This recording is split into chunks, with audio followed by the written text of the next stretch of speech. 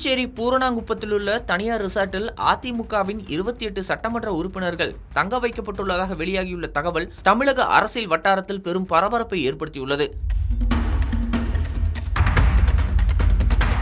தாவேகாவிற்கு ஆதரவு அளிக்க வேண்டும் என முன்னாள் அமைச்சர் சி.வி. சண்முகம் தரப்பில் வலியுறுத்தப்பட்டு வருவதாக கூறப்படுவதால் அவரது ஆதரவு எம்எல்ஏக்கள் பாதுகாப்பு காரணங்களுக்காக ரிசார்ட்டில் தங்க வைக்கப்பட்டுள்ளதாக தகவல்கள் வெளியாகியுள்ளன. தமிழகத்தில் அடுத்த ஆட்சியை அமைப்பதற்கான அரசியல் கணக்கீடுகள் தீவிரமடைந்துள்ள நிலையில் விஜய் தலைமையிலான தாவேகாவிற்கு தேவையான பெரும்பான்மை இன்னும் முழுமையாக கிடைக்கவில்லை என கூறப்படுகிறது. இதற்கிடையில் காங்கிரஸ் கட்சியைச் சேர்ந்த 5 சட்டமன்ற உறுப்பினர்கள் தாவேகாவிற்கு ஆதரவு தெரிவித்து திமுகவுடனான கூட்டணியை முறித்துக் கொண்டு தாவேகா காங்கிரஸ் கூட்டணியை உருவாக்கியுள்ளனர். இருந்தாலும் ஆட்சியை அமைக்க மேலும் 6 எம்எல்ஏக்கள் ஆதரவு தேவைப்படும் சூழல் உருவாகியுள்ளது. இந்த நிலையில் தாவேகாவுடன் கூட்டணி அமைத்து அரசியல் களத்தில் புதிய மாற்றத்தை உருவாக்குவது குறித்து முன்னாள் அமைச்சர் சி.வி. சண்முகமுடன் மூத்த தலைவர் செங்கோட்டையன் பேச்சுவார்த்தை நடத்தி வருவதாக அரசியல் வட்டாரங்களில் தகவல் பரவி வருகிறது. முன்னதாக தாவேகாவுடன் கூட்டணி அமைப்பதற்கான வாய்ப்பே இல்லை என அதிமுக சார்பில் கே.பி. முனிசாமி திட்டவட்டமாக தெரிவித்திருந்தார். எந்த சூழ்நிலையிலும் அனைத்து இந்திய அண்ணா திராவிட முன்னேற்ற கழகம் தமிழக வெற்றி கழகத்திற்கு ஆதரவு தெரிவிக்கப்படவில்லை. ஆனால் அதற்கு மாறாக தற்போது 28 எம்எல்ஏக்கள் ரிசார்ட்டில் தங்க வைக்கப்பட்டிருப்பது பல்வேறு சந்தேகங்களையும் அரசியல் யூகங்களையும் கிளப்பியுள்ளது.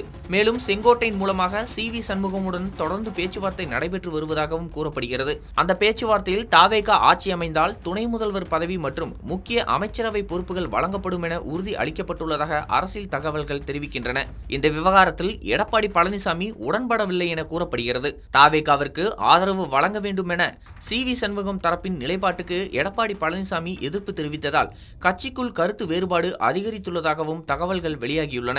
இதன் காரணமாகவே அவரது ஆதரவாளர்களாக கருதப்படும் சில எம்எல்ஏக்கள் தனியாக ரிசார்ட்டில் தங்க வைக்கப்பட்டுள்ளதாக கூறப்படுகிறது. இந்த சம்பவம் அதிமுகவின் உட்கட்சி சூழலில் புதிய சலசலப்பை உருவாக்கியுள்ளது. மேலும் சி.வி. சண்முகம் மற்றும் ஓ.எஸ். மணியன் ஆகியோருக்கு துணை முதல்வர் பதவி மற்றும் சில முக்கிய அமைச்சரவை பொறுப்புகள் வழங்கப்படும் என்ற முன்மொழிவுக்கு சாதகமான அணுகுமுறையில் இருப்பதாகவும் தகவல்கள் வெளியாகியுள்ளன.